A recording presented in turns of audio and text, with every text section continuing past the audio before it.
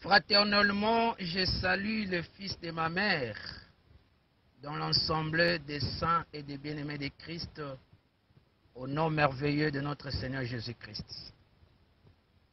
Par la grâce de Dieu, moi, le docteur Philippe Nsumbu Moudibani, avec le Saint-Esprit, nous vous exhortons d'entrer déjà en disant que Jean-Baptiste est aussi la répétition d'Adam. Pourquoi? Parce que dans Genèse chapitre 2, verset 20, le frère Adam avait nommé la zoologie selon la recommandation du Seigneur. De même, dans Jean chapitre 1, verset 29, nous voyons aussi que le bien-aimé Jean avait nommé Christ et Jésus comme l'agneau de Dieu. Donc, à vrai dire, nous comprenons que le ministère possède aussi la capacité de nommer les choses. Pour cela, par l'esprit ministériel, je déclare et je décrète 2021 comme une année de Manassé. C'est-à-dire, c'est une année où Dieu nous fera oublier toute la peine que nous avons endurée dans les années passées. Parce que quand Asnat, femme de Joseph, appelée Tchafnat, enfanta Manassé, Joseph dira que Dieu m'a fait oublier toutes mes peines. Voir Genèse 41, verset 51. Partant de cette écriture, nous déclarons par l'esprit ministériel que 2021, c'est une année de Manassé pour tous les saints, au nom de Jésus-Christ. Que les saints disent Amen. Acclamons très fort pour le Seigneur Jésus-Christ. Gloire à Jésus. Par la grâce de Dieu, nous voulons partager un morceau de pain pendant quelques instants. Je vous en prie de lire le livre des Proverbes chapitre 10, verset 1. Je lis au nom de Jésus-Christ. Proverbe de Salomon. Un fils sage fait la joie d'un père, et un fils insensé les chagrins de sa mère. Que Dieu bénisse la lecture de l'Écriture et qu'il accorde aussi la circoncision d'oreille à chacun au nom de Jésus-Christ. De prime abord, il s'aide de préciser que cette citation des Proverbes 10, verset 1, se résume en deux parties. Dans la partie A, il est écrit « Un fils sage fait la joie d'un père ». Dans la partie B, il est écrit « Un fils insensé fait le chagrin de sa mère ». C'est ça le sommaire des Proverbes chapitre 10, voulais-je dire, verset 1. Chaque partie est semblable à un parlant en langue qui mérite l'interprétation pour saisir la raison. En cela, avant de secouer le figuier dans la partie A, il est important de noter que dans Proverbe 10, il est écrit Proverbe de Salomon. Conformément à cette portion de l'Écriture, nous comprenons d'emblée qu'il y a plusieurs proverbes, mais il y a un seul Salomon. Parce que dans Proverbe 10, juste à l'introduction, là nous voyons comment est-ce que le bien-aimé Salomon a mentionné Proverbe de Salomon. proverbe est au pluriel, mais il n'y a qu'un seul Salomon ayant prononcé plusieurs proverbes. Alors, au regard de Matthieu chapitre 12, versets 41-42, Salomon, fils de David, c'est le type de Christ et Jésus en forme de fils de Dieu. Car il a déclaré en disant, voici, il y a ici plus que Salomon. Là, il démontre que lui étant le véritable, le grand Salomon. C'est lui le véritable ici. Le ici, c'est toute une personne. C'est Christ et Jésus. Le véritable Salomon, le grand Salomon. Et là maintenant, nous avons l'amabilité de dire que les proverbes de Salomon symbolisent les paraboles de Christ et Jésus. Car il est écrit dans Marc chapitre 4, verset 33, que Christ et Jésus parlaient toujours en parabole dans la foule, mais en particulier, il expliquait tout à ses disciples. Conformément à cette écriture, nous disons autrement que les disciples, ayant reçu l'explication de toutes les paraboles de la part de Christ et Jésus, typifient aussi la reine de Séba, qui avait reçu l'explication de toutes les énigmes de la part de Salomon. Voir 1 Roi chapitre 10, versets 3 à 4.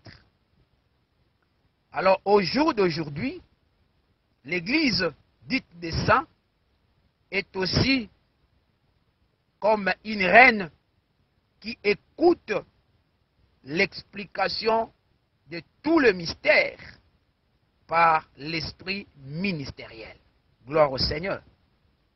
Voir 1 Corinthiens chapitre 2, verset 10, Éphésiens chapitre 3, verset 10. Que le Seigneur vous bénisse. À présent, par la grâce de Dieu, nous voulons toucher la partie A des Proverbes 10, verset 1, intitulée « Un fils sage fait la joie d'un père ». À cet effet, nous allons marcher dans les Écritures comme Abraham avait parcouru le pays de Canaan, parce que nous voulons que la Bible elle-même nous révèle d'abord qui est un fils sage, ensuite qui est un père. Et à l'issue des explications, nous allons saisir la raison sur un fils sage qui fait la joie d'un père. Et dans le dictionnaire inspiré de Dieu appelé la Bible, nous disons que d'après le livre des Proverbes 9, verset 10, la sagesse est définie comme la crainte de Dieu. Parce que là, les textes stipulent que la crainte de Dieu, c'est le commencement de la sagesse. Et dans la même ligne, quand vous lisez Éphésiens chapitre 4, verset 6, vous constaterez que le seul Père, c'est Dieu lui-même. Parce que le bien-aimé Paul dit, il y a un seul Père de tous, un seul Dieu qui est au-dessus de tous, parmi tous et en tous. Donc là, nous voyons le bien-aimé Paul nous révèle le seul Père, c'est Dieu lui-même. Maintenant, dans le sens apocalyptique, nous estimons humblement en disant que dans Proverbe 10, verset 1, partie A, un fils sage qui fait la joie d'un père, c'est l'image de notre Seigneur Jésus-Christ comme un fils obéissant qui a fait la volonté de Dieu ou qui a fait la joie du Père par l'œuvre de la croix en vue de l'accomplissement des Écritures. Vous voyez? Donc, un fils sage, comme nous avons reçu la définition de la sagesse, comme la crainte de Dieu. Donc, un fils sage, c'est Christ comme un fils obéissant, qui a fait la volonté de Dieu, qui a fait la joie du Père par l'œuvre de la croix, en vue de l'accomplissement des Écritures. Et là, les témoins sont légion. Vous pouvez soutenir l'explication avec les textes de Philippiens chapitre 2, versets 5 à 10, Matthieu chapitre 5, verset 17, Jean chapitre 4, verset 34, Luc 24, 23, 25. Les Écritures sont légion Auguste ensemblées. Là, nous avons compris par la grâce de Dieu les proverbes sur un fils sage qui fait la joie d'un père. Le fils sage, c'est Christ comme un fils obéissant qui a fait la volonté de Dieu, la joie du Père, par l'œuvre de la croix en vue de l'accomplissement des Écritures. Gloire au Seigneur. Et dans le même registre, nous touchons à présent Proverbe 10, 1 partie B, qui stipule un fils insensé fait le chagrin de sa mère. Nous précisons préalablement en disant que d'après Ésaïe 66, verset 9, Dieu lui-même s'est identifié à la fois comme une mère et comme une sage femme. Car il dira, ouvrirai-je les seins maternels pour ne pas laisser enfanter, dit ton Dieu, c'est moi qui fais naître, m'empêcherai-je d'enfanter, dit l'Éternel. Donc selon cette écriture, nous comprenons que Dieu lui-même est identifié à la fois comme une mère et comme une sage femme. Et là, dans la pensée apocalyptique, nous disons aussi que Dieu qui a créé le ciel et la terre est aussi identifié comme une mère qui a engendré les invisibles et le visible. Parce que selon Ésaïe 66, 9, Dieu lui-même est la mère, est identifié comme une mère des invisibles et des visibles, la mère de tout, la mère de toute la création invisible et visible. Donc là, nous comprenons que la mère par excellence, c'est Dieu lui-même étant le Créateur. Gloire au Seigneur.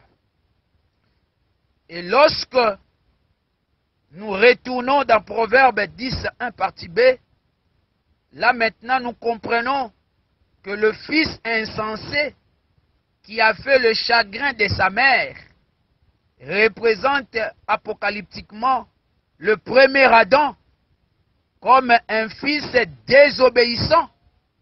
Un fils désobéissant qui a fait la transgression de la loi du Créateur ou qui a fait le chagrin de sa mère.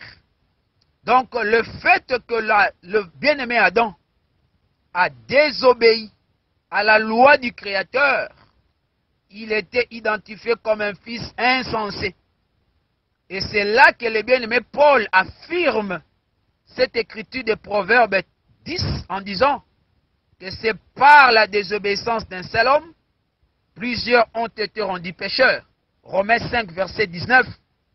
Et par l'obéissance d'un seul homme, plusieurs ont été rendus justes. Donc, un seul homme obéissant, c'est Christ Jésus comme un fils sage. Tandis que un seul homme désobéissant, c'est Adam comme un fils insensé. Donc, dans Proverbe 10, verset 1, lorsque Salomon parle sur les deux types de fils, en réalité, il parlait sur les deux types d'Adam. Le Christ et Jésus, comme les seconds et les derniers Adam, représente un fils sage qui a fait la joie de son père qui a accompli la volonté de Dieu par l'œuvre de la croix. Par contre, un fils insensé, c'est Adam qui fit tomber dans la désobéissance. Gloire au Seigneur. Et en ce jour, dans le sens doctrinal, le bien-aimé Paul, dans 1 Thessaloniciens 4, verset 3, dira que ce que Dieu veut, c'est notre sanctification. Vous voyez, partant de cette écriture, nous comprenons que par la sanctification, nous sommes des fils sages devant Dieu. Nous sommes des fils sages devant Dieu par la sanctification. Nous sommes aussi des insensés par la vie de péché. Quand quelqu'un marche dans la vie de péché, il est identifié comme un fils insensé. Mais quand quelqu'un marche dans la sanctification, il est identifié comme un fils sage. Et là, nous avons aussi l'amabilité de dire que dans cette nouvelle année, cette année 2021, celui qui est saint ou celui qui est sage se sanctifie encore. Toi qui vis dans la sainteté, le Seigneur t'exhorte en ce net moment que toi qui es saint, qui es sage, tu es appelé à se sanctifier davantage. Parce que celui qui se sanctifie fait la joie de Dieu. Celui qui se sanctifie fait la volonté de Dieu. Mais celui qui ne se sanctifie pas, celui qui vit dans le péché, dans la débauche, fait le chagrin de son Créateur. Et nous, le peuple de Dieu, l'Église dite des saints, cette année, certes, c'est une année de Manassé, une année que le Seigneur nous fera oublier toutes les peines, mais cela est conditionné par la vie de sainteté, par la vie de la sanctification. Et lorsque quelqu'un marchera dans la vie de sainteté, lorsque la personne va renoncer aux œuvres mortes, il vivra Manassé dans sa vie. Le Seigneur fera oublier toutes les peines qu'il a endurées dans les années passées. Parce que Dieu est fidèle à celui qui est fidèle. Il accomplit toujours ses promesses à ceux qui marchent aussi dans sa parole. Que celui qui a des oreilles entende ce que l'Esprit dit. C'était juste une exhortation pour que nous, le peuple saint, nous, le Fils du royaume, nous puissions être des enfants sages, des fils, des filles sages par rapport à la volonté du Seigneur. Nous sommes appelés à demeurer, à se sanctifier davantage, comme nous voyons notre sœur Bathsheba qui était en train de se laver et elle avait tiré les regards de David. Et dans la révélation, nous disons que lorsque quelqu'un se sanctifie davantage, lorsque quelqu'un demeure dans la parole, le regard du Seigneur sera fixé sur lui, parce que Dieu qui est saint, c'est que lui, ce dernier aime aussi, c'est la sainteté.